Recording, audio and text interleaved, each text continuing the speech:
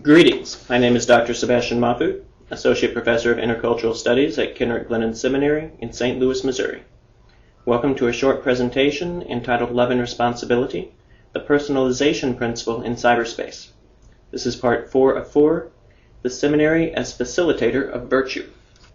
That which is viewed or done in cyberspace is wished for by the viewer, by the acting person who confirms the existence of the kind of real space world he or she would like to see come into being. Such a world, though, is not one that is conducive to authentic human relationships, even in cyberspace, a venue in which all activities are perceived as innocuous by those who have no real understanding of the nature of communicative media.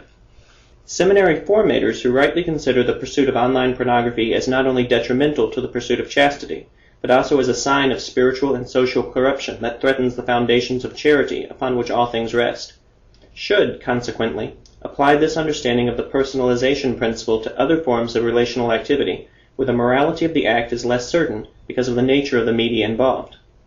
Because we will not always be immediately present in the lives of our seminarians, it is more important for us to teach morality than it is for us to enforce obedience, though the latter often supports the former. To address human formation concerns and demonstrate the accountability of our administrators, many seminaries already have in place on their networks some kind of monitoring software that blocks access to rated sites.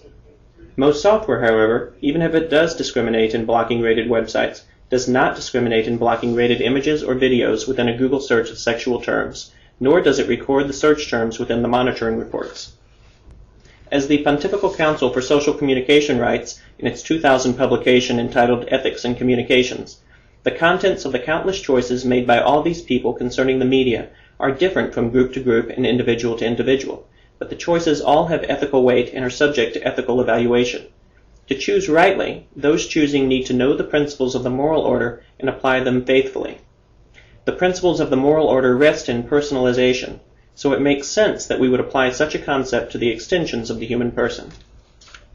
Because the personalization principle pervades every encounter with others in cyberspace through its dealings with all media as extensions of human persons, it is incumbent on seminary formators to develop their own understanding of the nature of cyberspace before they endeavor to teach it to others.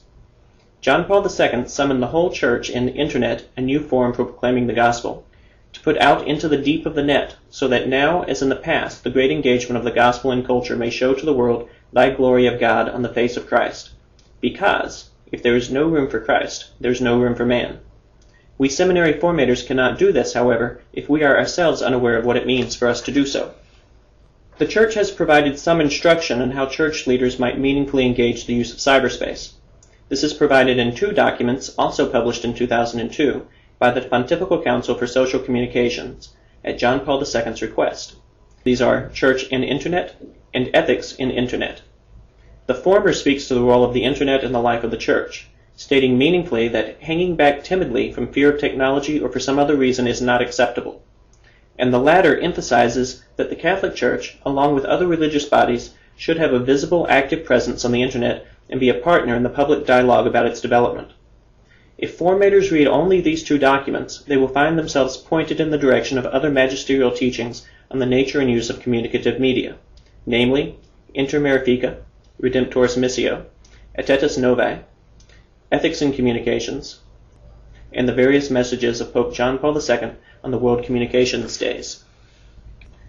For this final section, I used another 3 purchased images from 123rf.com, 1 image from NASA's website, and some screenshots of sections of the Vatican website as a demonstration that the documents we might use as guides are already available not only to us seminary formators, but to everyone. Your next step is to interpret these documents for your own communities. Thank you for being a part of this workshop, sponsored by the Catholic Distance Learning Network and made possible by a grant from the Wabash Center. I'm looking forward to meeting you one of these days, either face-to-face or in cyberspace.